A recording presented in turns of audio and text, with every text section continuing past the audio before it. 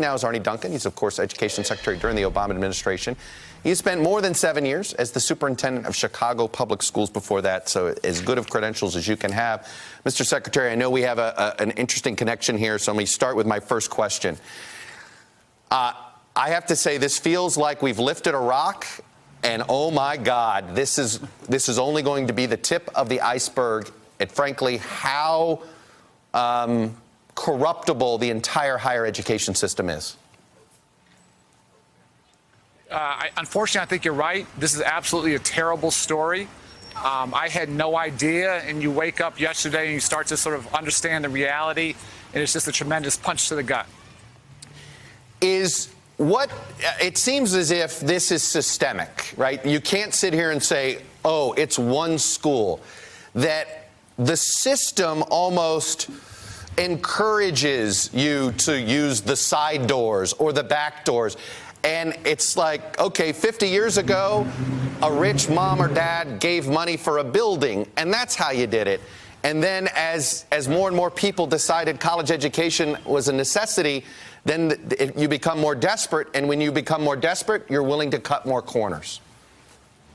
Yeah. There are a couple themes here that are really disturbing. The first one is somehow the perception amongst families in this situation, very rich families, very wealthy families, that there's like only one college that's good for their kids. And the truth is there are hundreds and hundreds of great schools. And the idea that you have to literally cheat, have to buy your way in, that's absolutely crazy. To state the obvious, every time they do that, they take a seat away from a hardworking student whose family doesn't have literally hundreds of thousands of dollars to put behind this. So it is patently unfair in a system where, as you said, financial contributions from families, legacy admissions, it's often already rigged for the elite, for the privileged, for the wealthy. This is just another, huge blow. The other theme is that the disproportionate influence of athletics, and that seems to be the quote-unquote side door that people were getting in on, and as a former, collegiate student athlete and someone who understands how important athletics can be for teaching leadership and teaching positive lessons, to see that piece of this as part of the corruption, it hurts. And honestly, it hurts. Well, Arne, I got to ask you this. As you know, I'm a big college sports fan, and I'm sitting here 3 days ago. You have the news, more of this NCAA scandal impacting college basketball, and it's about elite athletes getting paid under the table to come to college. Then you have this scandal, which basically is using the non-revenue sports to scam kids of rich kids. It seems to me both systems are broken, and actually one could actually fix the other. Well, it could be a huge contribution, but what I think people don't understand, I've been pushing college presidents so hard, is they have to rebuild trust. They have to rebuild trust, and everything they're doing is reducing their credibility. And I don't see how those, whether they're public institutions or private institutions, I don't know how they sustain themselves when the public doesn't trust them. That's the most important thing you can have as an institution of higher education, and they are just giving that away.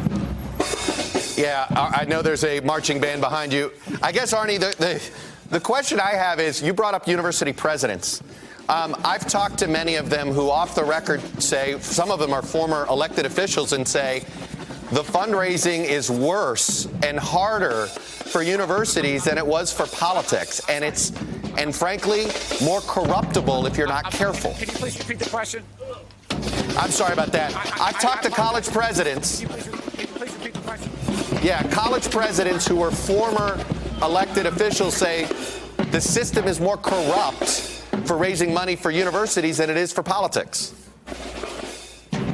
I don't know if you want to be in either one of those camps. It's both pretty bad. And again, college athletics can be such an important leadership vehicle. For me, it's not about going pro. It's about training the next generation of leaders. And there's no better way to do that than being part of a team. And so to see universities walk away from that, and we can go much deeper. This is a much longer conversation I would love to have.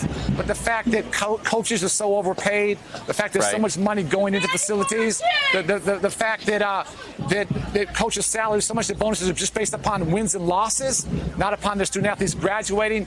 All of money's driving all of this. Money's driving all of this. So the corruption here, higher education for politicians, money's always at the root of that, unfortunately. It is, and you're right. Look, we were trying to accomplish a lot with this interview. Arne Duncan, I appreciate your patience. Apologies for that. I don't think you or I could have planned the marching band, so we'll let that go. Good to see you, and I want to have that conversation longer. Thank you for sharing your views on this one.